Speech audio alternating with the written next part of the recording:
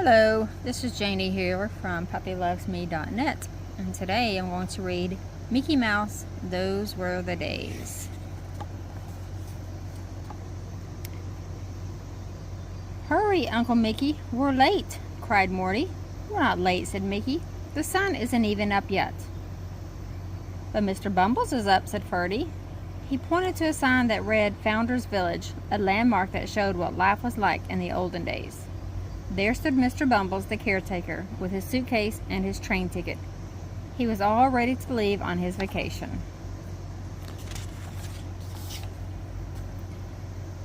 Morty and Ferdy ran to say goodbye to Mr. Bumbles. Mickey and the boys were to be the caretakers of Founder's Village while Mr. Bumbles was away. We know just what to do, said Morty. Every morning the horse gets hitched to the surrey. Then when all the people come, we'll take them for a surrey ride around the village. Afterward, we'll serve homemade lemonade and popcorn, Ferdy said. We'll make the popcorn on the wood-burning stove. Sounds like you have it down pat, said Mr. Bumbles. A taxi came up the hill, and Mr. Bumbles got in and sped away.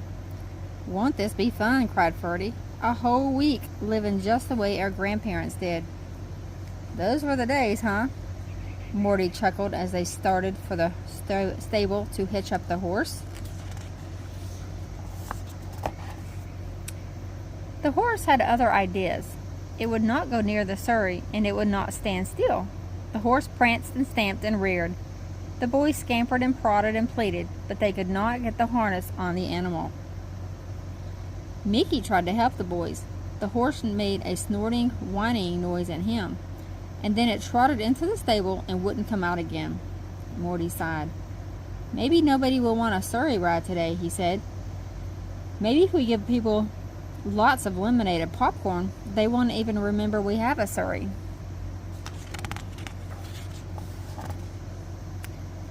We can hope, said Mickey, but he didn't sound too hopeful.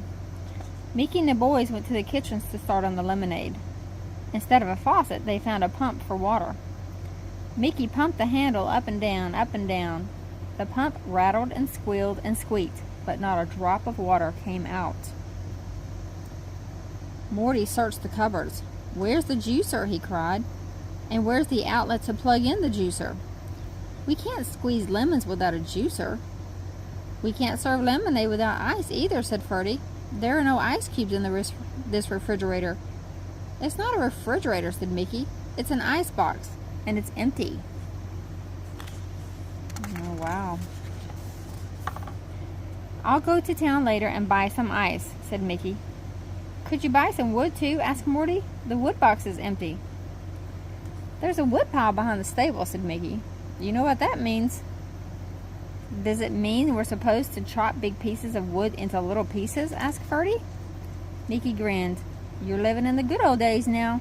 And in those days, boys chopped wood. The boys sighed, but they chopped the wood. And then Mickey made a fire in the old stove. For about 3 minutes, the small fire burned brightly. And the smoke began to billow out into the kitchen. Uncle Mickey, the stove's on fire, yelled Morty. Mickey opened the stove lid. Water, he shouted. Get water, I'll put it out. But there was no water. The pump didn't work. Ferdy coughed and choked. He pulled the front door open. I'll call the fire department, he yelled. He ran around Founder's Village looking for a telephone, but there was none to be found. In the good old days, people didn't have telephones. By the time Ferdy got back to the house, the fire had died down. Mickey had thrown baking soda on the fire to put it out. That does it, said Mickey. You two are out the kitchen. I'm going to town. Mickey drove away toward town. When he came back, he had ice for the icebox. I made a couple of phone calls in town, Mickey told the boys. Help is on the way.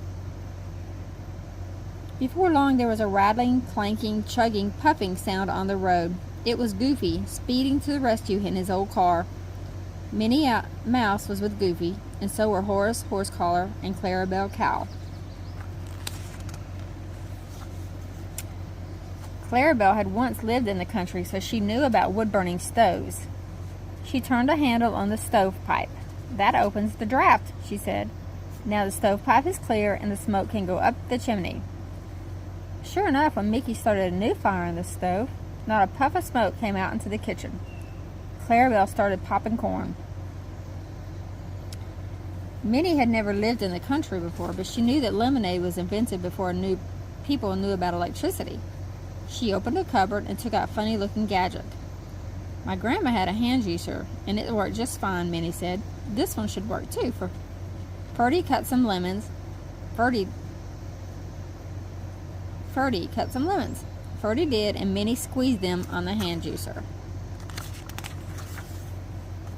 Horus Horse-Collar fiddled with a pump. I don't think it's broken, he said. It just needs to be primed with water. It's a lucky thing I brought some water just in case. Horus carried a pail in from the car. He poured water from the pail into the pump, and then he moved the pump handle up and down. This time the pump did not make an empty, rattling, squeaking sound. This time the pump gushed water. Great, cried Ferdy. Now we'll be all set if somebody can figure out an easy way to chop some more wood. No problem, said Horus. He led Morty and Ferdy out to the woodpile. A car was pulled into a parking spot near the stable. A mother and father were in the front seat of the car, and 2 kids were in the back seat. Start chopping, Horus told the boys, and smile. You love to chop wood. You're having a great time. You gotta be kidding, said Morty. But he and Ferdy began to chop the wood, and with huge grins on their faces. And they even laughed out loud now and then as they worked. The kids from the car wandered over to see what was happening. After they watched for a minute, one of them said, Hey, Dad, can I chop some wood? You can if you promise to be very careful, said the father. I'll stand here and watch. Oh, maybe you better not, said Morty. It's really hard work, added Ferdy.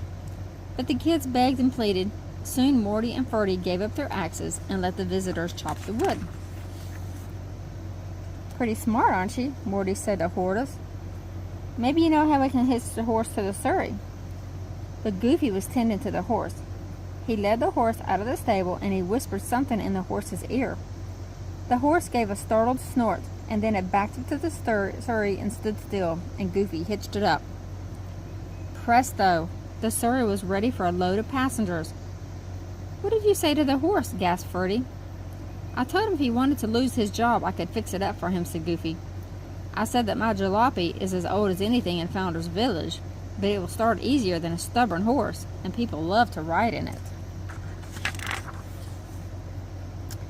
The rest of the day was grand. The rest of the week was even better, with surrey rides and fresh lemonade and hot popcorn for everyone. The olden days really were good, weren't they? Said Ferdy. You bet, said Mickey. But with good friends, any day is good. The end. Have a blessed day.